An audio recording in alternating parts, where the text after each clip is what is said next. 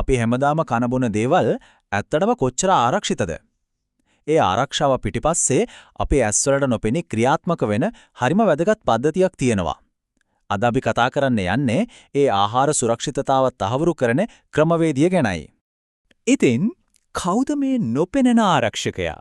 මේ පද්ධතිය ඇත්තටම වැඩ කරන්නේ කොහොමද? හිතන්න එපා මේ කතාව ඉවර වෙද්දී අපේ කන කෑම කෙඟානට එන්න කලින් ඒ පිටිපස්සේ තියෙන සම්පූර්ණ ආරක්ෂක ජාලය ගැනම පැහැදිලි චිත්‍රයක් මවලා දෙන්නම්. හොඳයි. මේ ප්‍රබල ආහාර සුරක්ෂිතතා පද්ධතිය තේරුම් ගන්න අපි මේ පාර දිගේ යමු. මුලින්ම සාමාන්‍ය පිරිසිදුකම විතරක් මදි ඇයි කියලා බලමු. ඊළඟට HACCP කියන සිස්ටම් එක මොකක්ද? ඒකේ තියෙන මූලධර්ම 7, වැරදෙන්න පුරුවන් තැන් හොයාගන්නේ කොහොමද? වැරදුනොත් මොකද කරන්නේ? සහ මේ හැම දෙයකම ලිඛිත සාක්ෂි කොච්චර වැදගත්ද කියන එක දක්වාම අපි කතා කරනවා. හරි. එහෙනම් අපේ ගමනේ පළවෙනි නැවතුම මූලික සනීපාරක්ෂාවෙන් එහාට. HACCP වගේ විශේෂ පද්ධතියක් අපිට ඇත්තටම ඕන වෙන්නේ ඇයි? ඒක තේරුම් ගන්න නම් සාමාන්‍ය ක්‍රමවල සීමාවන් මොනවද කියලා අපි මුලින්ම බලන්න ඕන. දැන් බලන්න අත්හෝදන එක උපකරණ පිරිසිදුවට තියාගන්න එක වගේ දේවල් අනිවාර්යයෙන්ම වැදගත්. ඒකේ ප්‍රශ්නයක් නැහැ. හැබැයි හිතන්නකෝ සමහර ආහාර වර්ග තියෙනවා ඒවයේ හැංගිලා ඉන්න පුළුවන් උපද්‍රව සාමාන්‍ය පිරිසිදුකමෙන් විතරක් නවත්තන්න බෑ. අන්න එතනට තමයි අපිට ඊට වඩා ක්‍රමවත් විද්‍යාත්මක ප්‍රවේශයක් ඕනේ වෙන්නේ. ඉතින් අන්න ඒ ගැටලුවට විසඳුම තමයි HACCP. මේකේ විශේෂත්වය තමයි ප්‍රශ්නයක් වුණාට පස්සේ දුවනව වෙනුවට ප්‍රශ්නයක් වෙන්න කලින්ම ඒක නවත්තන්න හදපු ක්‍රියාශීලී සිස්ටම් එකක් වීම. HACCP ඒ කියන්නේ Hazard Analysis and Critical Control Points. සිංහලෙන් කිව්වොත් උපද්‍රව විශ්ලේෂණය සහ විවේචනාත්මක පාලන ලක්ෂ්‍ය. සරලවම කිව්වොත් මෙහෙමයි. ආහාරයක් හදන මුල්ම අධියරේ ඉඳන් ඒක පාරිභෝගිකයා අතට යන කල්ම ඒක පාරිභෝගිකයාගේ අතට යන කල්ම අතරමඟදී වෙන්න පුළුවන් හැම අවදානමක්ම කලින්ම හඳුනාගෙන ඒවා පාලනය කරන්න පියවර ගන්න එක. මේක ප්‍රශ්නේ වුණාට පස්සේ විසඳුම් හොයන ක්‍රමයක් නෙවෙයි. ප්‍රශ්නේ වෙන්න කලින්ම වළක්වා ගන්න ක්‍රමයක්. මේ මුළු සිස්ටම් එකම අපිට හරිම සරල පියවර තුනකට කඩලා බලන්න පුළුවන්. 1. වෙන්න පුළුවන් වැරදි මොනවද කියලා හොයනවා. 2. ඒ වැරදි නවත්තන්න පුළුවන් වැදගත්ම තැන් ටික හඳුනාගෙන ඒවා හරියටම පාලනය කරනවා. 3. මේ හැමදේම හරියට වෙනවද කියලා නිතරම ඇහැගාගෙන ඉන්නවා. ඒ වගේම ප්‍රමිතියට නැති කිසිම දෙයක් එළියට යන්නේ නැහැ කියලා සාතික කරනවා. හරි. ඒක තමයි උඩින් බැලුවම තියෙන චිත්‍රය. දැන් අපි පොඩ්ඩක් ගැඹුරට යමු. මේ සම්පූර්ණ පද්ධතියම ක්‍රියාත්මක කරන ඒකේ හදවත වගේ තියෙන මූලධර්ම 7 ගැන බලමු. මෙන්න මේවා තමයි HACCP සැරස්මක අතිවාරම ජාත්‍යන්තරවම පිළිගන්න මූලධර්ම 7.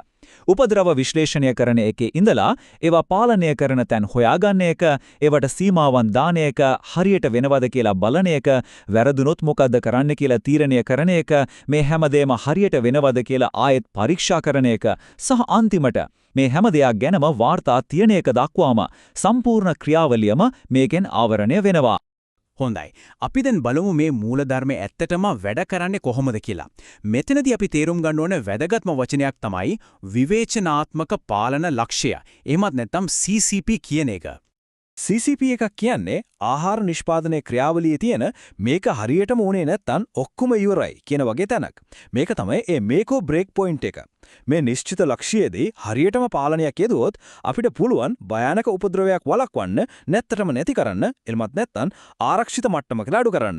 උදාහරණයක් විදිහට හිතන්නකෝ කිරි පැස්ටරීකරණය කරනකොට ඒක නිශ්චිත උෂ්ණත්වයකට නිශ්චිත වේලාවක් රත් කරන එක CCP එකක්. ඒ වගේම පිසු ආහාරයක් ඉක්මනට සිසිල් කරන එක, විෂ බීජ නාශක දියරයකින් උපකරණ සෝදන එක, එමත් නැත්නම් ආහාර ඇතුලේ ලෝහ කැබලි තියෙනවද කියලා බලන්න එක්ස්රේ කරන එක මේ ඔක්කොම CCPs. හරි. දැන් අපිට නේම සැලැස්මක් තියෙනවා. හැබැයි හැමදේම සැලැස්මට අනුව වෙන්නේ නැහැ නේද? ඉතින් එහෙම සැලැස්මින් පිටපනින අවස්ථාවක, ඒ කියන්නේ බැහැරවීමක් වුණාම මොකද කරන්නේ? මෙන්න මේ උදාහරණයෙන් ඒක පැහැදිලි වන්න පේනවා. අපේ සැලැස්ම ඒ කියන්නේ විවේචනාත්මක සීමාව තමයි ආහාරයේ මැද්ද සෙල්සියස් අංශක 75ට විනාඩියක් රත් කරන එක. හැබැයි ඇත්තටම උනේ ඒක රත් උනේ අංශක 70කට විතරයි. අන්න ඒක තමයි බැහැරවීම. ඒ කියන්නේ නියමිත ආරක්ෂිත මට්ටමට අපි ගියේ නෑ. ඔහොම බැහැරවීමක් වුණාම වහාම කරන්න ඕන දේවල් දෙකක් තියෙනවා. පළවෙනි එක ඒ වැරද්ද ආයෙත් නොවෙන්න ක්‍රියාවලිය හරිගස්සන එක. සමහර විට කන්වේයර් පටිය වේගය ටිකක් අඩු කරන්න වෙයි. දෙවෙනි එක ඒ වෙලාවේ හැදිච්ච ප්‍රමිතියෙන් තොර නිෂ්පාදන ටිකට මොකද කරන්න කියලා තීරණය කරන එක. ඒ ටික ආයෙත් රත් කරනවද නැත්නම් සම්පූර්ණයෙන්ම අයින් කරනවද කියලා. හොඳයි. මේ මුළු සිස්ටම් එකේම සාර්ථකත්වයේ රඳා පවතින මේ හැම දෙයක්ම එකට අල්ලගෙන ඉන්න අන්තිම සහ තීරණාත්මකම කොටසටයි අපි දැන් එන්නේ. ඒ තමයි හැම දෙයක්ම අකුරටම ලේඛනගත කිරීම. මෙතනදී නම් නීති හරිම තදයි. සමාවක් නැහැ.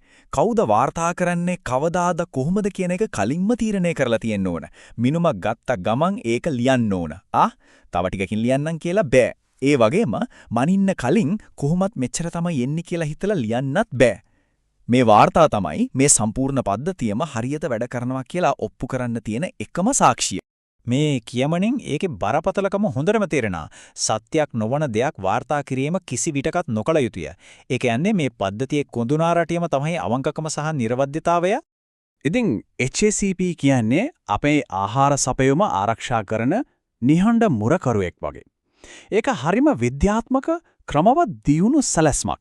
හැබැයි දවස අවසානයේදී මේ කොච්චර හොඳ සැලැස්මක් තිබුණත් ඒක ක්‍රියාත්මක කරන්නේ මිනිස්සු. එimhe බලනකොට මේ පද්ධතිය සැබෑ ශක්තිය අවසානයේදී රඳා පවතින්නේ ඒක ක්‍රියාත්මක කරන මිනිස්සුන්ගේ අවංක භාවය මත නේද? ඒක හිතන්නට දෙයක්.